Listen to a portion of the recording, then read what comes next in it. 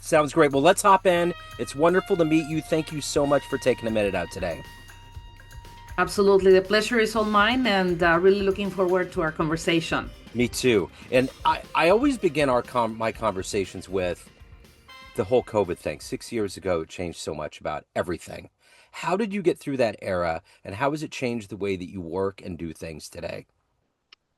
That was definitely a very special time, especially because more or less at that time, on a personal note, my mom had a fall. I had an opportunity and was best positioned to be and look after her, be her main caregiver, if you may, even though she didn't break anything. But evidently, she's 94 years old today.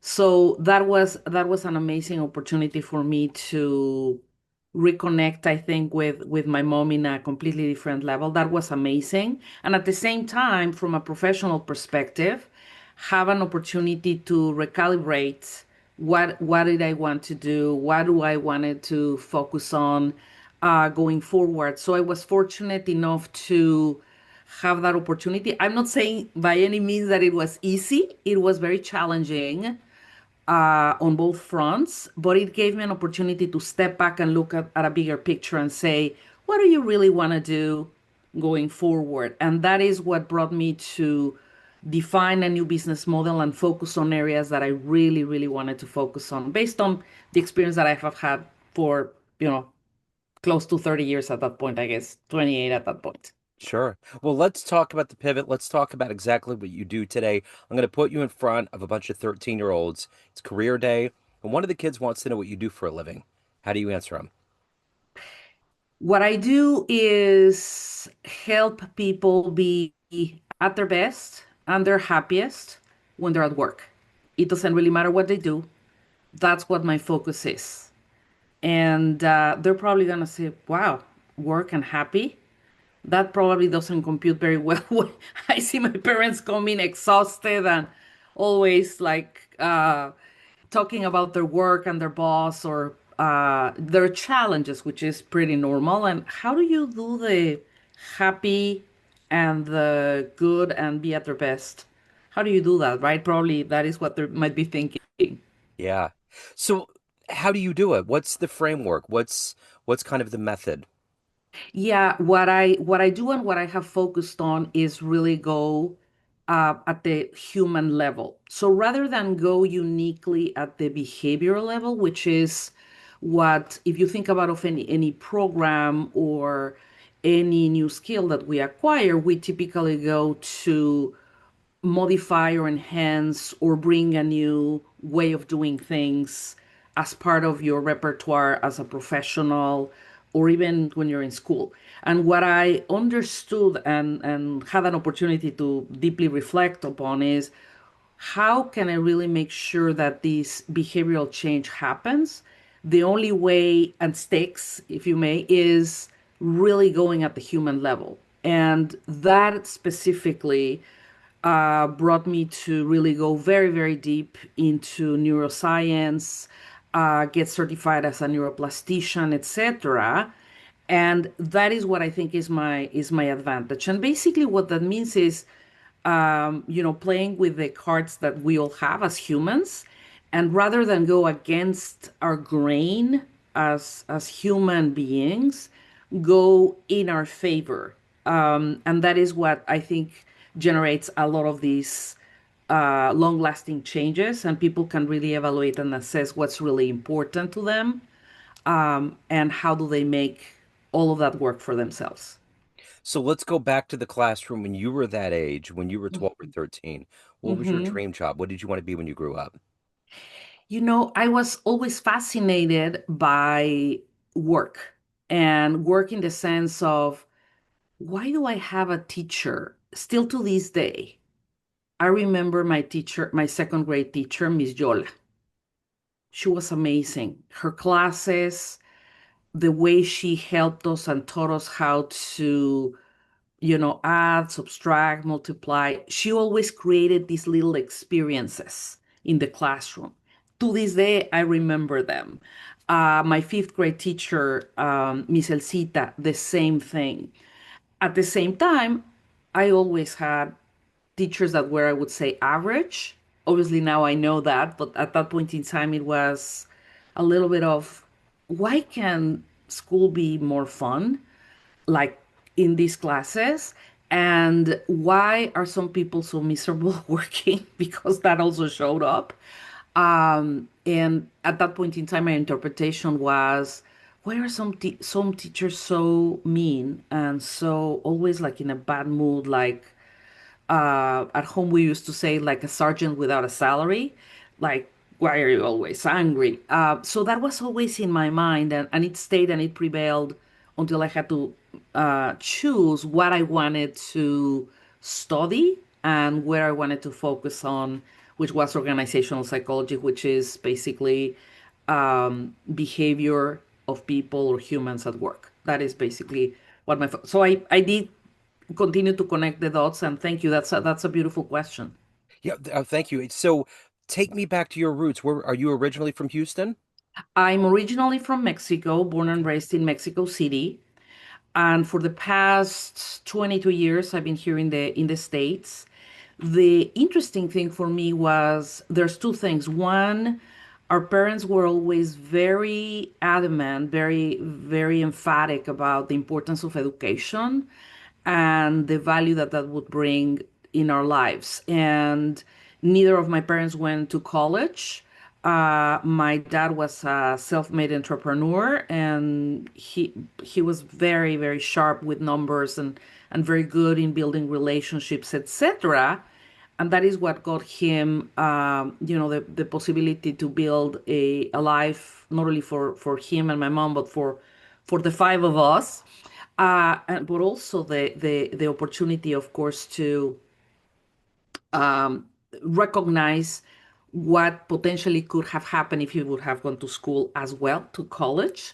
So they were always very adamant about that. And as part of that schooling or emphasis on education, it was the languages piece because languages open um, a lot of doors and a lot of the perspectives that you may have. It's very different to read a book in the language of the author or in a translation the same way I see it as when you go and read something in a book, which I love reading, but it's very different to do that than to go to the place and see, oh, this is the Rocky Mountains, OMG, this is what Mount Chimborazo looks like, etc., etc. So it is a very unique opportunity and an amazing opportunity when you have an opportunity to continue to build and learn. That always will keep you sharp. And it's probably one of the best ways to guarantee that you're not going to get dementia or Alzheimer, by Yeah. the way.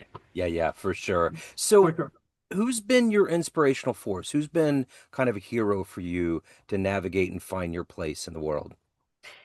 Um, I think in my particular, certainly my parents for different reasons. They both the discipline, the persistence, the resilience. Never compare yourself to others. That is probably one of the biggest things because we're so unique. We're very similar, but we're not identical, as well as definitely the attachment to your values and always be very clear on what your values are, and that will when you're at at a point where you have to make a decision, for example, if you are connected and attached to your values, you're always going to have that guiding light or true north, etc. And I think now I have had amazing leaders as bosses or managers or been part, had purview to them. And now, honestly, my husband, he's also a force. He's my rock, and my children, our four children, they're also, in their own way, very inspirational to me in what they bring to us in the opportunities that they've created for us to be better parents, better human beings, etc. So I feel blessed, for the people that is around me, and I have had a preview to being part of their lives as well. So, in the world of business, who do you admire, whether it's a company or it's a CEO? Who do you think does it really well? They take care of their employees, they deliver a quality product, there's an Yeah. overall culture that's nurturing. Who do Yes. you admire? Eh, I have two people that immediately come to mind, and that's this is such an important question because at least for me, I built my career around what companies do I want to work in, not only because of the company, their products, their services, what have you, but because of who the leader was. That was fundamental for me. I remember throughout my career, I had a couple of declines and opportunities that they offered me, and I said, I'm not interested in working for that leader. So for me, um, Jeff Immelt, when he was leading GE, I had an opportunity to do a couple of projects with him because of my capacity of working as part of the corporate university, Crotonville. So I had a chance to see him in action and talk to him and get some secrets, if you may, of how do you manage a beast like this, and how do you do this so graciously, thinking about people first. And secondly, similar to that, Satya Nadella from Microsoft. He's also, I mean, he in particular, in addition to his wisdom and his clarity and the care for people, he has always driven his day to day with empathy and compassion. He really not only says it, his say-do ratio, as we used to say in GE. What is your say-do ratio? Well, his say-do ratio is absolutely perfect. So he's very, if he has to take difficult decisions, he always, gives the context, shares, because it's a business, right? It's a business. It's not a party. It's a business. But also, he provides the group, the crowd, the business, whatever it is that he might be going to do or say with the context, which I think is such an important part of leadership. Yeah. We may not like what the context is, but at least we were treated as adults and intelligent adults as well. So your task is to help your clients get to a better place, which will create a ripple throughout companies and lives. It's a lot of Yeah. responsibility. So every day you wake up, what is the energy for you to do your job at a high level, take care of your life and your soul? As part of what I educate or share, define, etc., for others, everything that I teach or educate on or work with, there are things that I have personally tested and tried and understand the mechanics, the biology behind, the psychology behind, if you may. And I have tried to distill that into practices. So, for example, first thing in the morning, no screens for at least an hour. uh 10 to 15 minutes, if you can do a little bit more, it's even better, of natural light.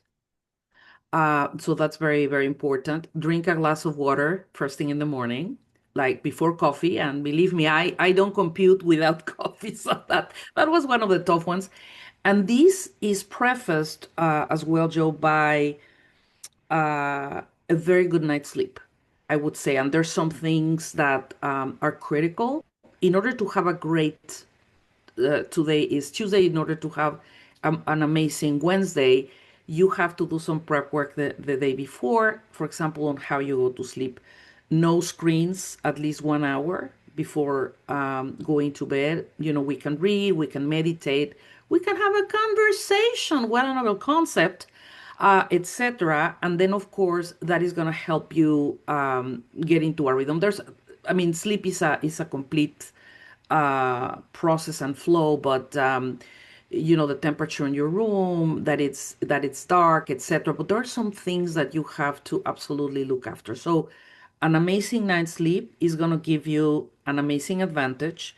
Things that you know that you need to do the following day. For example, what are the things the three things that you need to accomplish the next day. Not a to-do list.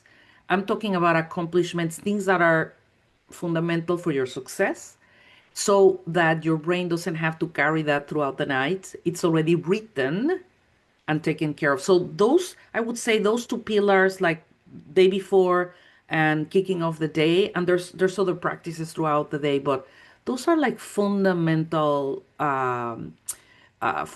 things. A 30-minute walk every day, etc., etc. But those are probably big pillars to your very good question. So let's get into kind of a little bit of a mystical question here. If you were to have a dream tonight and ran into that version of you right before you came to America, Yeah, and you walked into a room and there was a film projector and you yeah, clicked play and there was a 60-second highlight reel of the life you've lived, would that yes. young version of you believe that your life turned out this way? I have always dreamed big, and because if you imagine it, you can make it. It's almost like building a bridge. If you can imagine it, you can create it, right? So I've been fortunate in that regard. The other, I think, very key ingredient has been rather than my fears stop me from what I want to achieve, I always think I'm gonna do this. I'm afraid. I don't know what the result is going to be, but I'm going through the middle of here. It's rather than I think that has helped me a lot in what I have been able to achieve. I think I feel like I am at the best moment of my career and my life, which is always something that I aspired to.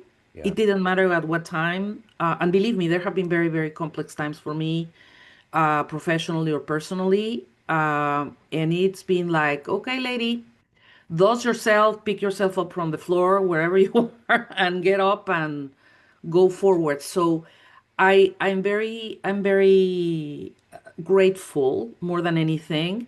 I wouldn't say that I am 100% fulfilled. I feel always the need to your great question before about the next day. What do you want to do? How do you prepare? How do you launch yourself? It's I I'm finishing a third book. Hopefully, I will have it as per my plan with the editor by Friday, and boom, that's it. What is going to be next for me that is really going to give me and continue to consolidate what I want to consolidate, that hopefully is going to help other people in their journeys, whether they are at my age or my stage or before or after, it doesn't really matter. But hopefully, if I can help one person every single day, that's a little bit my thinking. Really make a difference. Really get them to have an aha moment. Make them feel better. Make them feel a little bit, with hope. With oh, that's an opportunity that I haven't thought of, etc. That has been a win for me that day. Yeah. So when that 60-second highlight reel, what are you the proudest of? What are you the happiest about? For me, be able to convey a message to probably the people that are in most need. I do some work, some volunteer work for here in Houston for an association, a group for that fights against domestic violence. So when I'm able to help one of them come out of that absolute fear, etc., because those are things that I mean are foreign to me, thankfully, but unfortunately, it's a very common disease of our times. So if I'm able to do help someone to feel a little bit better and gain a little bit of courage, start to see the light at the end of the tunnel and be part of that flow, for me it would have been everything else is beautiful, is amazing. The awards, the working here or doing that, etc. That's literally icing on the cake. But making a difference in people's lives, especially when they're at their lowest, that probably is. is and will continue to be my one of my motors for sure. So the elephant in the room in America right now, especially with coming to America, is immigration. There's a lot of stress going on right now, and you Yes, seem to be pretty optimistic and hopeful about things. How do you yes, retain that optimism and that hope with this environment that we're living through at this particular time? And I would imagine it's unique based on all of the years that you've been here. It's hit a yes, different gear. yes, and that is such an important question. I think, and literally just this weekend, a a couple of people that I love very much that live in Mexico and would love to come to the States. What Anna, what is your opinion? I mean, do we do it? Do we not do it? Do we even try? Do we not try? And that's even let's start to consider it. But we have a lot of people already here that are already, you know, uh, living in a lot of fear or trying to figure out things. Should I go back to my country, whatever this may be? The way I see probably this very, very key topic and others that are very, very complex topics is that I inform myself, I read, I don't watch any news. I don't do that. Their charter is to provoke fear and anguish, not to inform. Yeah. And therefore, so that if you watch the segment in the morning or segments in the morning, and then you do it at night, throughout the day, it's exactly the same thing, the same problem, the same issue. So inform yourself, be prepared, really understand what your own situation and your own case is. Um, have the information ready for a lawyer, for example, if that's needed. Because if you're prepared, it's a very different thing than when you're caught in the middle and you don't even know who to call or what to do.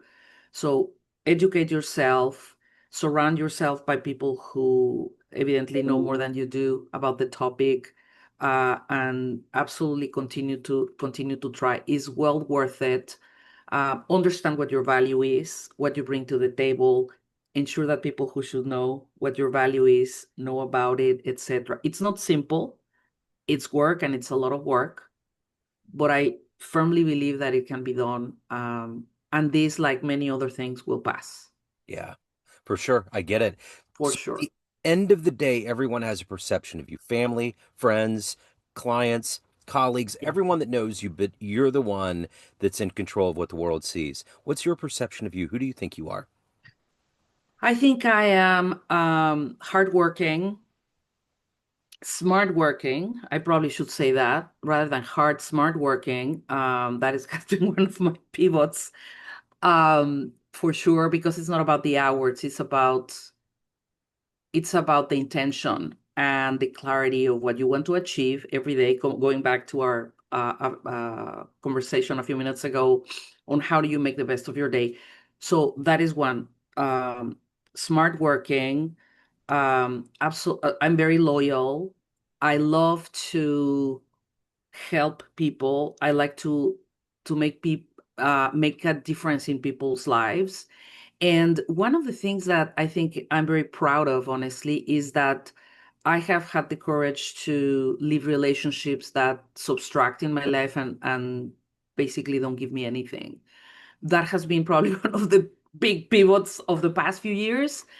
But that takes courage and that takes clarity of what and how what you want to do. So we all have the same number of minutes and seconds and hours every day. You decide how you invest them in Yeah. your priority people, in your priority projects, etc. So that is how I see myself, and certainly a work in progress. Yeah, I get Definitely a it. work in progress. Yep, I get it. So if anybody wants to get your books, they want to reach out, they want to hire you, questions, any of the good business, where do they go? I would say definitely LinkedIn. I'm on LinkedIn. I'm very active there. Number one. Number two, they can go to our website, brightflare.com. You guys can find all the information there, and my books are in Amazon, Barnes and Nobles, etc. And obviously I'm very happy to answer any questions, or even if anybody wants to have a chat of their personal situation right now or their professional situation right now. I always offer people a 15-minute conversation just to guide them, give them a few pointers, a couple of tools. I have a lot of assessments to at least give you a picture of where you are today and where to focus on so that you can continue to work from there. So all of that, you guys can find it in our website, etc., and definitely LinkedIn.